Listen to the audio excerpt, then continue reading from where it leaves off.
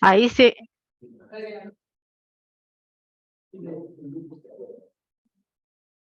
Bueno, esta es una enfermedad poco frecuente, pero nos sirve para repasar un poco los criterios diagnósticos y cómo se desarrolla, porque tiene una incidencia extremadamente rara.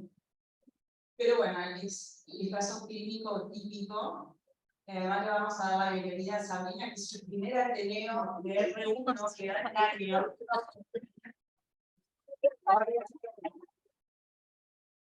Un poco la clínica del paciente y cuando sospecha si es rara, quizás al ver el caso no se lo olvide por si se presenta otro caso más. Yo vi dos, el de estoy en el hospital, nunca no sé cuándo habrá visto, pero son extremadamente raros.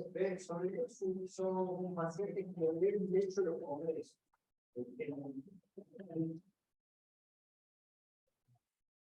El Congreso de la SAM, si te toca una visa de neurología, suelen repartir, hay un rol por mesa. O sea, cada 10 pacientes que se presentan, o cada 20 pacientes que se presentan en una mesa de neurología y el Chaco. La mayoría de ellos bastante mal presentados, por cierto, y bastante dudoso el diagnóstico final, que vienen sin todo lo que tenemos que tener, ¿no? Y por supuesto que ninguno viene con biopsia cerebral, y muy pocos vienen con la proteína 14.3, algunos directos en encefalograma y algunos con la clínica dudosa, pero bueno, es una típica enfermedad que se nombra mucho más de lo que se ve y que se confirma, con lo cual es mucho que son las típicas enfermedades que uno termina sabiendo cuánto vio, porque cree que vio muchas cosas que no sepan en realidad, ¿no? Tenemos que invitar a Chile que la interferencia neuromuscular se compone en el planning y que muchos pacientes con movimientos anormales, así que nos puede dar su experiencia con este tipo de enfermedades que no vio muchas tampoco con movimientos anormales. Bueno, nos puso mucha presión el doctor Otero, pero vamos a intentar de que sea... y nada, y tratemos de, ya sé que todos conocen el caso, vamos a ver si hagan de cuenta que no lo vieron. Y bueno, nada, se presenta un paciente que viene a la guardia por presentar mioclonías, ¿sí? En principio de miembro inferior izquierdo, y con mucha inestabilidad en la mancha, con caídas recurrentes en los últimos 15 días, ¿no? Lo único relevante que nos contaba es que había tenido hace un mes más o menos, había tenido un accidente en motocicleta, que se estaba con una lumbalgia, que fue lo único que le quedó de secuela, y con eso venía como en estudio ambulatorio, no mucho más. Es contador, era contador, no toma medicación habitual ni mucho más, y bueno, cuando se le hace el examen físico, lo que se ve, bueno, es eso. Si bien al habla ya tenía afección con disartria, tenía nistagmus espontáneo, tenía la ataxia que se veía muy clara cuando lo hacíamos movilizar, por otro lado el nivel de la fuerza no se veía alterada, pero sí sentía parestesias en los 4 miembros, y ya las mioclonías de los 4 miembros también, pero con movimientos más coreicos, digamos. A partir de acá, se les presenta un paciente con estas características, lo reciben en la guardia. ¿Cuáles son los estudios complementarios o cómo ustedes abordarían al paciente para poder seguir estudiándolo? Repitamos, sin antecedentes, una profesión de contador, pero que al examen físico no podía hacer 100-7. Movimientos anormales que no los podía controlar, con movimientos coreicos, y con un nistagmus multidireccional. ¿Cómo lo seguirían? ¿Cómo lo abordarían esto? ¿Les cae al baile? ¿Y cómo lo abordan?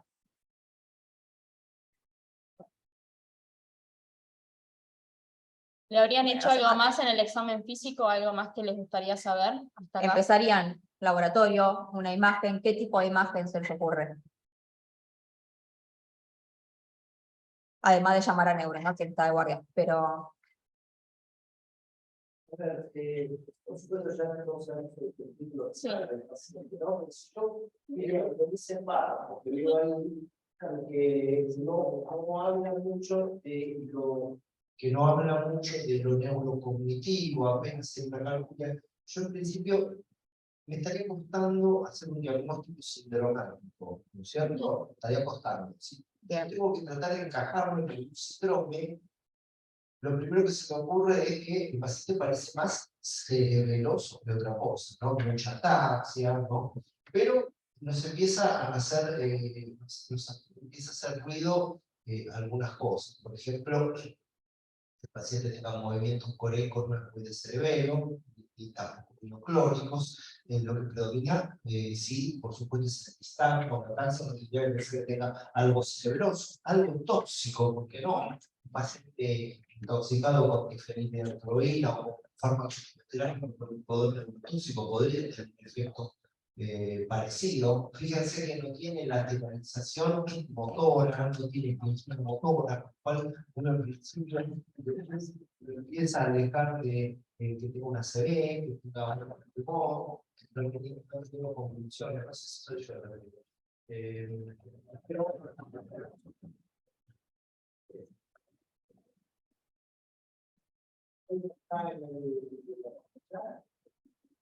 a ver, silencio del chat. O mutearlos todos. Por favor, decirle que abren el micrófono. Ahora, cuando el paciente agrega, vemos Corea, cuando empieza a ver algún elemento de deterioro cognitivo, el efecto, por supuesto, se amplía enormemente, ¿no? Esa calculia desencaja, por supuesto, en un síndrome cerebeloso, desencaja en un síndrome absolutamente de núcleo de la base, ¿no? Para nada, es un marcador netamente cortical, ¿cierto? Entonces tenemos que empezar a pensar como una enfermedad generalizada, ¿no? Que afecta a corteza, que afecta a núcleos de la base de la miofibrosis y de la corea, y tal vez tenga afectado cerebroso por tanto compromiso a la transistable. Tiene también síntomas extracambilares como la hiperreflexia.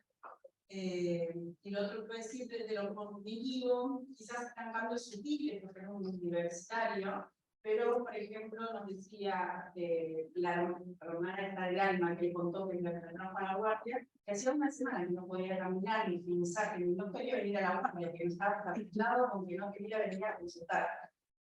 Eso como un cambio conductual, con algo tan serio de no querer venir a consultar de forma precoz. La otra cosa que nos dice es que tiene 2 hermanas que no tienen relación con ellos y que viven en el Chaco. Las 2 hermanas estaban acá en el día del alcance, no, nosotros tenemos una relación muy segura, nos vemos, somos cercanos, o sea, como que no sé cuánto hubo de cambio de relajo por cambios conductuales y cuánto fue real. Pero bueno, acá lo trajeron al hospital amigos. El contexto social del señor es que vive solo con su perro, tampoco tenía una red de contención, salvo otra familia de amigos del alma, que lo estaban asistiendo los últimos 15 días, donde él ya no podía ni trasladarse al baño. Importantísimo la análisis tóxica del paciente, ¿no? Sí, la preguntamos, la verdad que no refería nada, ningún tipo de tóxico. Lo único relevante, que es lo que pusimos ahí, fue el accidente en moto, que en un principio se pensó como a ver si estaba relacionado, pero bueno, más adelante van a ver que lo descartamos. Ahora sí ponemos. Ay. Si quieres parar la grabación. No, está el... Ah, sí. Para un poco la grabación, así podemos ver los videos. Acá les trajimos, ya lo puse, me parece. Sí, Ahí, dejaste de compartir pantalla. Ah, No sé por qué. ok, pará. ¿Querés grabar? Sí. Dale. Pasa para la siguiente. Para que no me deja mover esto.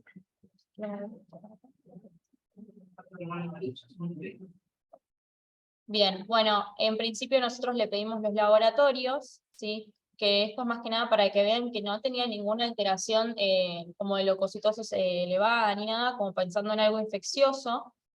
Por otro lado, también le pedimos los anticuerpos todo reumatológico, que siguen también todo negativo. La PCR baja, también sin pensar en algo inflamatorio. Y se le hizo una punción lumbar, que lo único que rescatamos del líquido era, bueno, proteinorraquia, digamos. Por otro lado, bueno, todos los marcadores tumorales también fueron negativos. Esto que le pedimos un poco fue que si nos metíamos por el lado de Corea, tratar de causas inmunológicas, o si nos metíamos por el lado de encefalitis límbica o paraneoplásica, buscándole un tumor oculto. Entonces, buscándolo dentro de movimientos anormales. Todavía teníamos la sospecha de que podía ser una enfermedad por priones, pero no teníamos que descartar el resto de las enfermedades asociadas. Sí, más que nada, como dijéramos, es una enfermedad bastante rara que hasta el momento, más allá de que estaba la sospecha, obviamente primero se descartan todas el resto de las cosas. Bueno, y esta es una de las imágenes que se le hizo. Quiero destacar que esta resonancia se la hicimos con sedación, porque era con los movimientos anormales que tenía el paciente era bastante imposible, así que fue con anestesia. Lo que queríamos ver acá es que, no sé si se ve el mouse, así. Acá la hiperrestricción en los núcleos caudados y después en toda la corteza, como ven acá, y del otro lado derecho. Todo esto de acá. Estas son imágenes características un poco de lo que íbamos hablando, de la enfermedad por priones, pero bueno. Que es la hiperintensidad de ganglios de la base con hiperintensidad de la corteza. Si me comparan una corteza con la otra, la pared temporal derecha está más hiperintensa que del lado izquierdo. Sí. La otra. Bien. Lo mismo la otra corteza, porque más arriba, todo el lado derecho se ve más hiperintenso que el lado izquierdo, si comparan un lado con la otra. No sé, Lucas, vos que miraste más claro. Sí, tiene una imagen que hace bien. Se ve acá. Se ve muy bien acá, comparado con el lado homónimo contralateral, se ve bien acá, comparado con el gemelo contralateral. Y si vos volvés a la anterior, todo la hiperintensidad podría también tener parte del titular del titular con tendencia de hiperintensidad. No debiera de ser muy distinto al tal. No debiera de ser muy distinto al tal. Acá también en algunos sectores se ve más hiperintenso con respecto al gemelo contralateral. Y eso, digamos, no es diagnóstico, pero es compatible. Sí. Uno va reuniendo criterios clínicos, diagnósticos. No me spoileo. Bueno, las imágenes, acá un poco también de lo que fueron viendo los informes, estos potenciales evocados se lo hicieron en contexto ambulatorio, en esto que el paciente les conté que se fue estudiando por esta lumbalgia y un poco de parestesias con las que empezó. Nada, no mucho relevancia. Sí, la resonancia acá, como ven, que tiene la restricción en los núcleos caudados y en el núcleo lenticular derecho, a predominio del lado derecho. Compatible con esto, con encefalopatía espongiforme.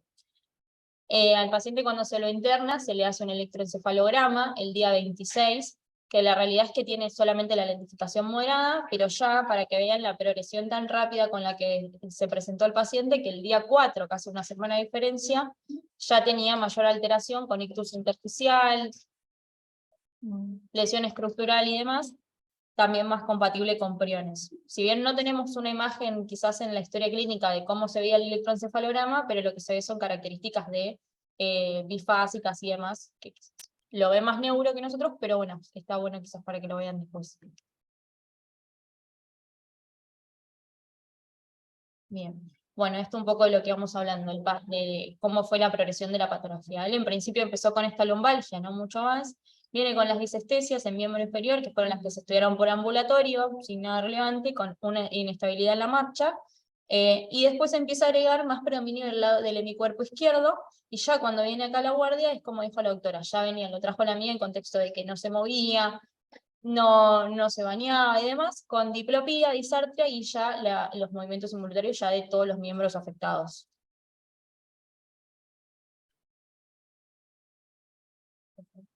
Bien. En base a todo esto, uno tiene una presunción clínico-diagnóstica que lo que se lleva es más a una encefalopatía hipoxiforme por enfermedad de priones. Con respecto a eso, tenemos 3 grandes grupos. En principio tiene un grupo que es esporádica, donde se produce una mutación espontánea de la proteína con un plegamiento erróneo, lo cual da a la enfermedad de Creutzfeldt-Jakob. Y también tenemos variantes genéticas, ya sea como el insomnio familiar fatal o el síndrome Strauss, ese nombre, Y después tenemos variantes adquiridas, que el curo está relacionado en distintas comunidades africanas a canibalismo. Ahora, en base a todo esto, nuestro paciente lo teníamos más, también, perdón, con respecto a la adquirida, lo que es la iatrogénica se encuentra más que nada en lo que es transfusiones de hemoderivados, trasplante de dura madre en aquellos casos de plástica craneal, y en casos de hormona de crecimiento cadavérica. Exacto. Si bien con toda la sintomatología y demás, lo que sospechábamos en nuestro paciente era la de origen esporádico, averiguamos quizás el tema familiar y demás, y todo era negativo al interrogatorio, así que nos enfocamos más en esto.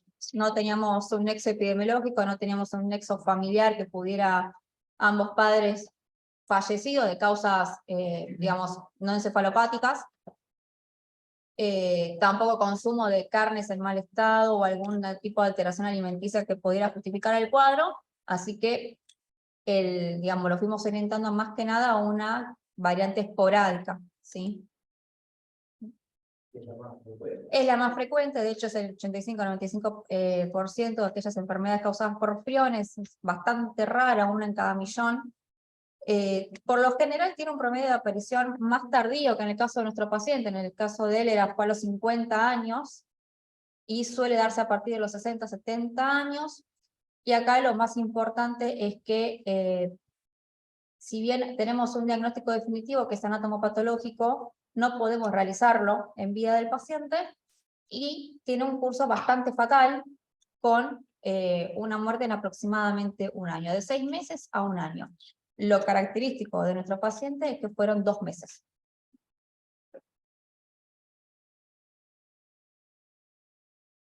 Bien, acá para hablar un poco... Son justamente partículas infecciosas que tenemos todos nosotros en nuestro organismo. Las normales no son infecciosas. Claro. Todos, o sea, Normales que tienen un plegamiento erróneo. esto sería la configuración normal, digamos, que están las proteínas priónicas normales del cerebro que tenemos todos, digamos, y por una proteína infectada, una proteína priónica infectada, se van como contagiando el resto, básicamente, y la forma de liberarla de eso es con vacuolas, por eso se forma acá lo que ven de la anatomía espongiforme, digamos, porque es la característica de las vacuolas. Sí, que hay una mutación espontánea en uno de los genes, creo que era el gen 20, que hace que hay una mutación anormal, plegado anormal del prión, que se transforma del prión C, que es el normal que todos tenemos, que está la membrana de la neurona, a una forma SC o RAPI, que es anormal, con plegamiento anómalo, y eso va contaminando todo el cerebro como en forma infecciosa, digamos. Que esto es lo que defensa del cerebro es vaporizando o haciendo de espongiforme con daño cerebral. Que esto es lo que termina generando la neurotoxicidad y los síntomas neurológicos. Es como una proteína que va afectando el resto. Y transforma en la proteína priónica en vez de estar pegada, agarra las normales al paréntesis y induce su cambio conformacional a la pegada. Por lo cual termina teniendo como proteína normal que transforma a la normal en anormal y tiene como una cinética de infección sin ser un gen de infección, sino porque no tiene vida. No tiene vida. No subsiste en el cuerpo, pero tiene toda la cinética de infección. De hecho, si usamos una parte del cerebro ocular, una persona normal puede contagiarlo, o sea, tiene todas las leyes de un cirujano infeccioso, una gente que no tiene material genético, del clon es una vida, pero tiene todas las tipos de infección, de hecho, pero en la patología, en la capítulo de infecciones por virus y las infecciones por virus. Por eso justamente es que si bien el diagnóstico definitivo es anatomopatológico, no se realiza porque tiene todo un protocolo especial y de hecho, para poder realizar el diagnóstico post-mortem, hay todo un protocolo especial solamente para enfermedades de priones. Es altamente contagioso, como dijo el doctor, entonces en general no se suele hacer a menos que sea necesario. Por eso el tema de poner el cuerpo a la facultad de medicina. No tiene material genético, pero en realidad el material genético está en el ADN A ver, las 50. Claro, no, a ver, el genético es una transmisión genética de una mutación ya en el gen de la glándula tiroides. Pero el esporádico Es espontáneo. espontáneamente ocurre. Pero esa proteína se elimina. Claro, Claro, por sí. supuesto. Pero la genética es no porta material genético. O sea que, si bien se divide porque, a ver, tiene muchas cosas que tienen los agentes infecciosos. Primero, se transmite de una persona a otra. Segundo, invade y progresa. Tercero, se divide. ¿Cómo se divide? Sí, se divide porque en realidad cuando se va acumulando se fragmenta y los fragmentos proteicos se separan y siguen su camino como si fuera una división celular de un protozoo, aunque en realidad es la fragmentación de un conglomerado macromolecular, que obviamente llega a un volumen determinado, umbral de volumen, se fragmenta y se particiona, digamos. O sea, que tiene muchas de las cosas que tienen los agentes infecciosos sin ser un agente vivo. Por lo cual un poco es confuso. Entonces, Esto implica, porque yo lo toqué, no tuve ningún recaudo de una contacto espontánea. De hecho, claro, por ahora, entonces saqué contando un poquito normal, ahí sí se podría haber contactado el médico, proceso con anestesia. claro. Cualquier inoculación podría ser. Sí, como ya sea hacerle la biopsia de cerebro o hacer la PL, eso quizás tiene mucho más riesgo, pero no el compartir el cuarto y demás. Además, saber qué consultar. Ahí sería un Creutzfeldt-Jakob y Iatrogénico. Increíble también que haya fallecido el gente que tiene córneas. Pero no hay crecimiento, por un crecimiento Pura madre. para los patovicas o no, no se está combinando. la inyección más lado de cadavérica. Obviamente eso podría, por cualquier cosa, también hay muchas descripciones, la iatrogénica. Falta lo que se llama las variantes, que es comerte alguna cosa rara, como por ejemplo sesos, ojos, en el mundo árabe se come mucho ojo de ganado, los ojos son como un elixir, ¿no? Es una bandeja porque es un ojo crudo. Eso puede crear criadilla o seso de vacuno, ¿no? La criadilla se ve en la fábrica. Es una Cuando aparece, se empiezan a contactar entre ellos, no pueden tener los motivos.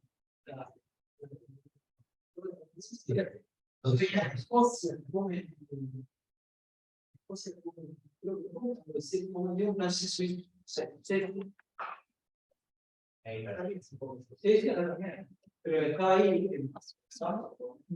pero ahí está. Bien, un poco de las manifestaciones clínicas que se presentaban, esto lo principal, la demencia progresiva, y como hablábamos en nuestro paciente quizás no lo veíamos tan claro cuando ingresó, pero sí quizás cositas más sutiles, bueno, la afasia, apraxia, trastornos conductuales, ya al final, antes de la internación, la labilidad emocional nosotros quizás la vimos reflejada al momento de ir a interrogarlo todos los días al paciente, sí se notaba la labilidad emocional más que nada, pero bueno, quizás en la guardia obvio era algo que no se iba a notar tanto. Trastornos del sueño, como hipersomnia más que nada, aunque también pueden generar insomnio, y lo principal, bueno, las mioclonías, que están en el 90% de los pacientes, y los síntomas cerebelosos, como el nistagmus que también tenía, y la ataxia. Estos también quizás son menos frecuentes, pero bueno, son también entre el 20 y 40% de los pacientes lo tienen. Lo que buscamos es que cuando sospecharlo, en estos casos, cuando son pacientes de la edad que tengan mioclonías asociadas a demencia progresiva muy rápida. Entonces en esos momentos son los que, bueno, se te prende un poco la alarma y pensar en estos casos. Bien, el diagnóstico, también como dijimos, si bien ninguno, el gol estándar es la biopsia, no se hace tanto por todo lo que ya estuvimos hablando. Bueno, la resonancia, el electro y la proteína, que si bien la proteína es parte del diagnóstico, no es un condicionante para el mismo, debido a que también tiene una sensibilidad del 92% con una especificidad del 80%, que muchas veces puede dar un falso positivo. Nosotros más que nada, el diagnóstico es clínico imagenológico, con lo que es la resonancia, el electroencefalograma y las manifestaciones neurológicas de la clínica. Bien. Algo importante también de la proteína, si bien tarda mucho el estudio, si se hace, tarda 2 meses, si bien acá se tomó la muestra y se mandó a analizar, no es algo que tengamos todavía porque esto fue hace 2 semanas, digamos. Y otra cosa también importante, que no nos cambia conducta terapéutica, porque una vez ya teniendo la resolución diagnóstica, el hecho de que la proteína salga positiva o no, con el curso de tratamiento no le va a cambiar al paciente, no le va a cambiar la condición de vida. Pero bueno, teníamos la resolución. Pero uno podría decir, quizás Suma. podría ser un diagnóstico diferencial sexual. Justamente se usa cuando uno tiene, digamos, mucha duda, pero ya cuando reunís más de 2 criterios, ya no es completamente... Y nosotros tenemos la suerte quizás del hospital en el que estamos, que tenemos la RESO y el electroencefalograma tan a la mano que lo pudimos hacer rápido, que son quizás los que más suman, digamos.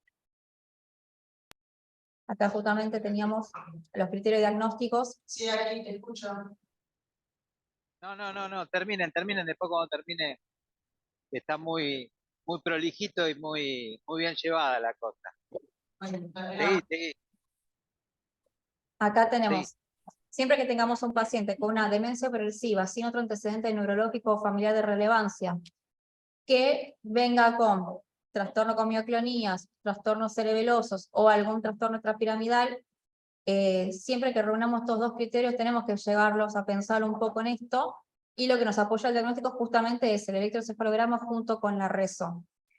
Y acá lo importante es que en lo que es el curso de tratamiento, la verdad que es manejo sintomático y manejo un gran apoyo para lo que es paciente y su medio entorno, porque es una enfermedad que tiene un curso fatal en muy poco tiempo.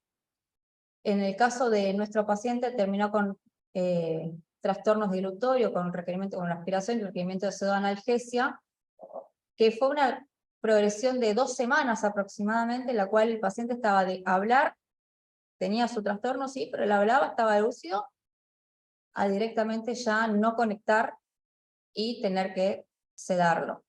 Sí, nosotros lo que se intentó desde un principio, bueno, lo que dice acá del ácido valproico, se fueron modificando las dosis y demás, no hubo mucho rédito, lo único que se hace es tratar de calmar las mioclonías, lo conseguimos un poco con las benzodiazepinas, pero en ese momento quizás todavía estaba despierto y no sabe, quizás fue más para el lado de la somnolencia después de eso, pero también entendemos que es por el curso de la patología, digamos. Yo lo quería despierto, pero sin moverse, era casi imposible. Sí. Le teníamos que dar toda la medicación sedativa para controlarle los síntomas.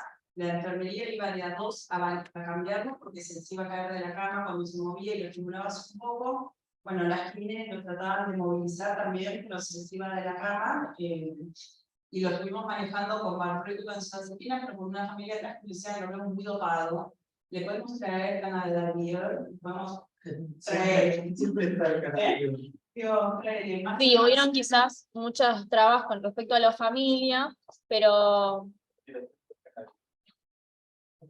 nada, la familia sí muy presente con el paciente, pero sí es verdad que a la hora de, obvio que se entiende, era una patología compleja y demás, que también es muy raro para ellos, entonces se entendía quizás un poco el malestar de la familia, pero bueno, era un poco costoso, a ver, bueno, le damos, no le damos, bueno.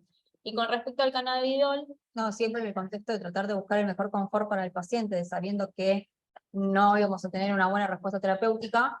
No hay mucha evidencia del uso de cannabis en este tipo de trastorno de mioclonías. Ahí encontramos este artículo que se está probando, pero es más que nada sintomático, como en el caso de las epilepsias refractarias. sí, si bien, o sea, no encontramos mucha evidencia de casi nada, la verdad, es una patología tan rara, no se estudia tanto, pero bueno, lo único que intentamos buscar era en otro tipo de patologías parecidas, pero lo mismo, como dice Ana, es solamente sintomático, no mucho más. Bueno, como Quería decirles unas cositas, si me permiten. ¿Me Dale. escuchan? Sí, ahí te escuchamos bien. Bueno, felicitarlos por la presentación, la verdad que el relato fue, diríamos, como se fue presentando. Una cosita, él empieza con un síndrome piramidal bilateral, en realidad después del traumatismo que tiene, de la caída, lo primero que se pensó es que como tenía dolor cervical, había tenido una contusión, una compresión medular, tenía una cervical alta absolutamente normal. Se le pidió, por supuesto, teniendo un piramidalismo bilateral eh, asimétrico, una resonancia del cerebro, que no se terminó de cumplimentar porque el paciente se la hizo y el otro día se... Un mes después aparece en el consultorio ya con un cortejo sintomático diferente, con disartria, con movimientos coreicos, con nistagmos, que fue lo que fuiste relatando. Y uno de los diagnósticos diferenciales que hay que tener en cuenta con estos pacientes son las formas esporádicas de lo que llamamos ataxias espinocerebelosas. Porque tenía muchas cosas. Los trastornos de oculomotricidad, el nistagmo, eh, la mioclonía, la corea y el piramidalismo. Hay 7 formas de ataxias espinocerebelosas. Habitualmente las son genéticamente determinadas, habitualmente son autosómicas recesivas y pueden ir desde la 1 a la 7 agregándole algún otro tipo de síntomas. Por ejemplo, la tipo 2 tiene retinitis pigmentaria, la tipo 7 tiene una neuropatía desmielinizante clara, tipo de Sherin-Sotaz, eh, y algunas cursan con poliquistosis ovárica y poliquistosis renal. Es una lista larga que la verdad que hay que aprenderla una por una, pero eso es un diagnóstico a tener en cuenta. Lo otro son las coreas secundarias, una corea secundaria interesante para pensar y que tiene tratamiento en la enfermedad de Wilson. Sabemos que esto tiene un curso un poquito más precoz, entre los 15 y los 25 años, no es tan tardía, y para que genere el Wilson trastornos neuropsiquiátricos tarda mucho tiempo en el paciente en desarrollarlo. Esto fue casi al unísono y en muy corta, en un corto periodo, y desde ya la enfermedad de Wilson cursa con hepatopatía secundaria a la acumulación de cobre a nivel del hígado. Como otros diagnósticos diferenciales, creo que no nos quedan muchos más. Las encefalitis paraneoplásicas, dentro de los cuales los síndromes paraneoplásicos que se pueden cursar con este tipo de clínica es lo que llamamos el oxoclono mioclonus, entrando por la mioclonía, habitualmente con síntomas eh, de tumores sólidos, fundamentalmente el OHL de pulmón o el adenocarcinoma o el tumor primario de mama. Con respecto a las mioclonías, bien dijeron que el tratamiento de elección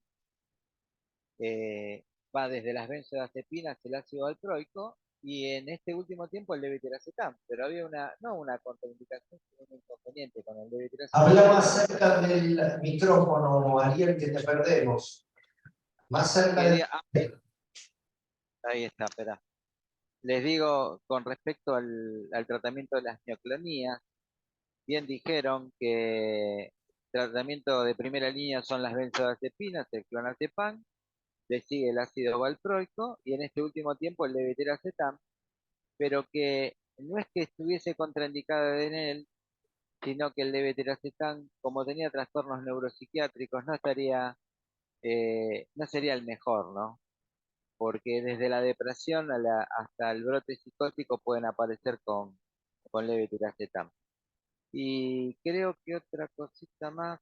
Con respecto a el diagnóstico de la proteína 3.3, como ustedes bien dijeron, es altamente sensible y específica, pero bueno, eh, el apoyo realmente desde la clínica, la resonancia, y una de las cosas que aparecieron en la evolución por el triplete de ondas lentas, que es bastante característico en las regiones temporoparietales bilaterales.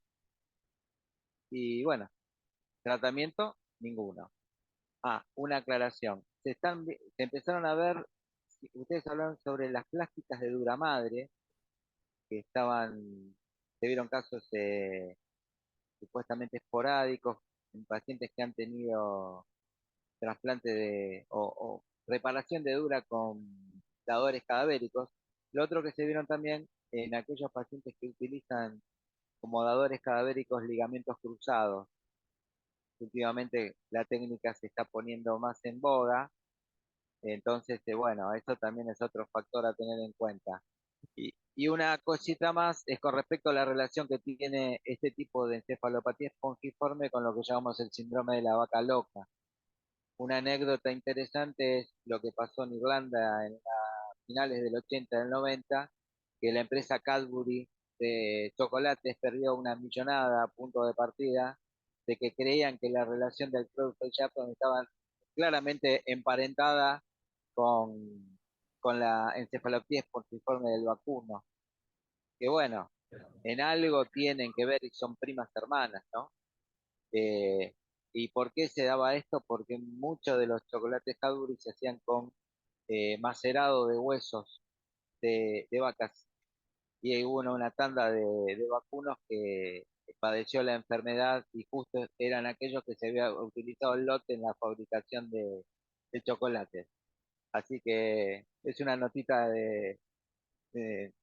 no de humor, sino de curiosidad. Bueno, creo Ariel, que te hago sí, algunos comentarios adicionales. En un paciente así, ahí abajo de vuelta. Otro de los diagnósticos diferenciales que habría que haber tenido en cuenta es este paciente que, bueno, la evolución lo descartó y los estudios lo descartaron, pero digamos, si volviéramos a estar a FOX 0, es el paciente que tuviera una encefalitis grave. No tanto el PET, un San Luis, una equina una venezolana, una encefalitis japonesa, es otro gran diagnóstico, ya sea por vector diagnóstico diferencial. es otro diagnóstico Se mandó panel. importante de este paciente.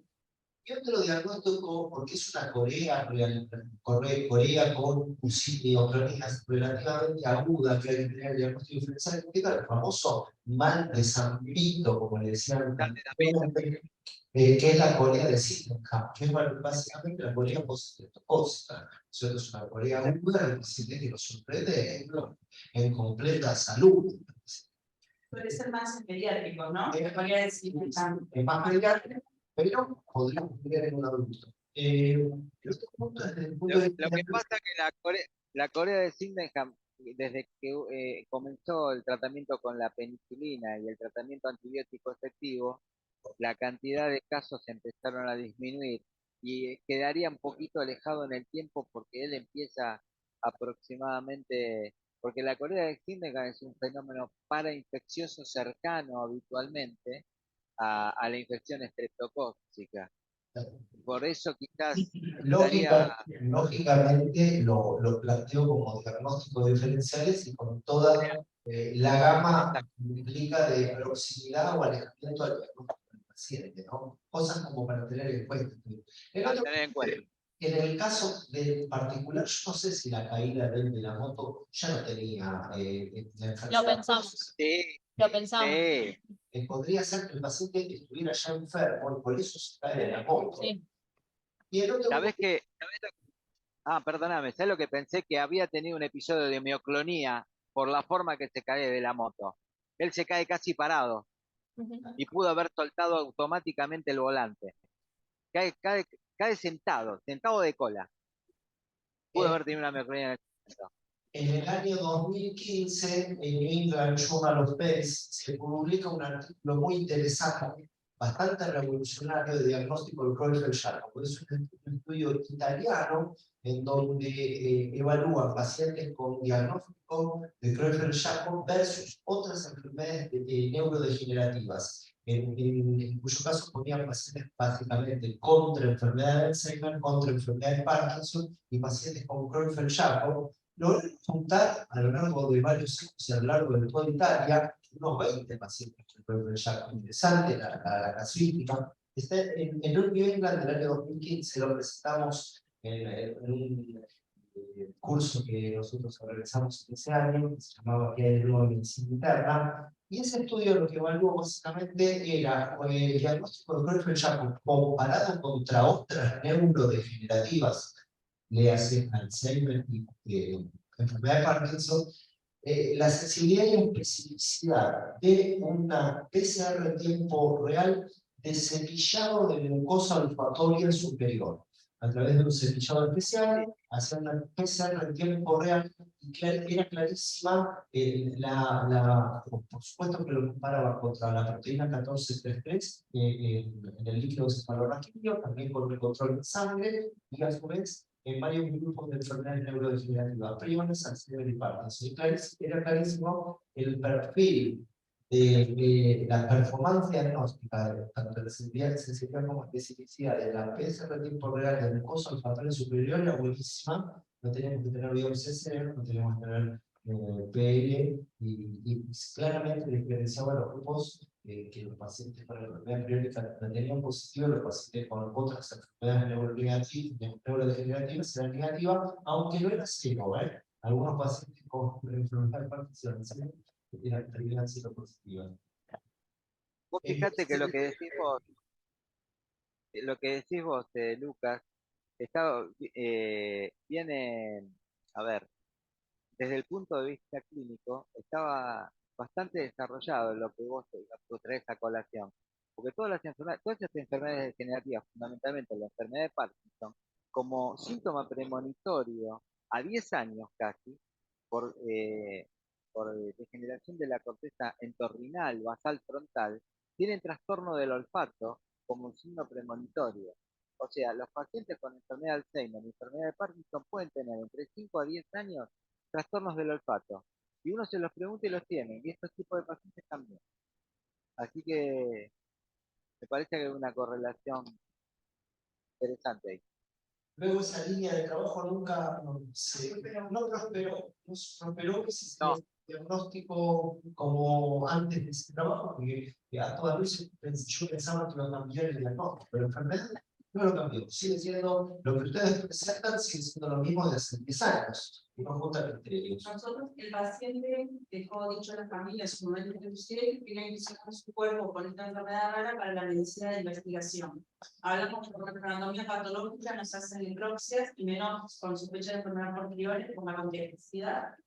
Vamos a la facultad de medicina, con el pasopato, y dijeron que no aceptaban ese tipo de especímenes para analizar un riesgo de contagio. Así que nunca vamos a tener una biopsia de suelo. No. Igual, Eso seguro.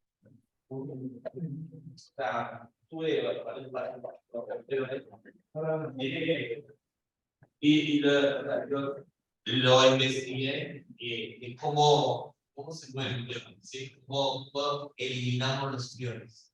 Si tenía algún antibiótico, algo, veneno, no sé, ácido, y no, todo es resistente. Sí. O sea, completamente, todas las cosas químicas existentes son resistentes, inclusive es resistente a la radiación. La única forma de eliminar los priones es subiendo la temperatura a 150 centímetros cúbicos. Por lo cual, es quemar, como la analogía de eso es que una persona muere por priones, sería conveniente quemarlo. Y yo creería que sí, porque si nosotros evidenciamos que nosotros enterramos un paciente, a los 3 años lo sacamos, y el que está en un cementerio tiene contacto con esos huesos, tiene contacto con lo que queda del cuerpo, ¿tendrá priones? Entonces es una gran pregunta, ¿sí? Es una gran pregunta, ¿sí? Porque los priones son resistentes a todo, vamos, menos a la temperatura. La oxidación, la proteína normal, el prion normal, se degrada, están en la membrana, entonces hay una función que son barriers de cobre. Pero son sensibles a las proteasas del cuerpo. El prion normal es resistente a las proteasas y se replica en forma indeterminada, una enfermedad de efectos contagios. Por eso es tan rápida también la evolución y es irreversible, digamos. Porque no hay nada con qué atacar. Bueno, lo van a presentar el Congreso de la Santa, y yo estoy diciendo, recuerdo que está hecho. Vos de la proteína de tus intérpretes y de Llama a la familia. Debe, claro, no busque tanto. Que harían enseñar la onda periódica polifásica recurrente en el electroencefalograma, la fotografía, suben una diapositiva con eso. Yo les, si quieren, les mando el artículo italiano de New England que aporta diagnóstico, líneas de diagnóstico del mundo no prosperó, pero es interesante hacer un comentario. Bueno, y por supuesto esperar la 1433 del FREI, sigan al paciente, pero no es posible olvidar ese apellido. Sí. Estaría bueno que demos. Bueno, por favor, preséntenlo, no se achiquen. No se olviden de nosotros, No se olviden de nosotros. Gracias. No de- Gracias.